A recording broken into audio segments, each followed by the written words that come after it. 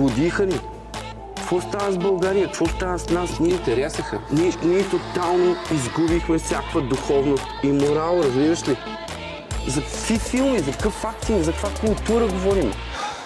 Затова ти каза, малка им, шибани, мръсни демагози, 20 години смучите от народа и въобще не ви пука. Това е за вас. Престани.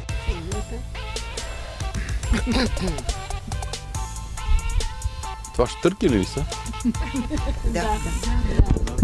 Dropping a national currency and joining the euro is a major decision.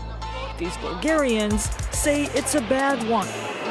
They want a referendum which would allow voters' opinions to be taken into account. What we want is to protect our kids because our lev is our currency that keeps us strong. Глутници, тинейджери, познати като локали, облечени в черно и напомпани с чувство за безнаказаност, сеят страх по улиците на столицата. Според източници на News 24 София от МВР, тези млади насилници вече не са просто квартални хулигани. Те работят за наркобосовете като Стефан Бонев Сако, Илиян Варсанов и Весо Телото. Разследване разкри, че малките пешлигари са използвани като дилъри и сеят терор над връстниците си. Просто вече само съществувам, аз не съм жив. За нас живота спря. Надявам се да ни чуят, защото днес сме ние.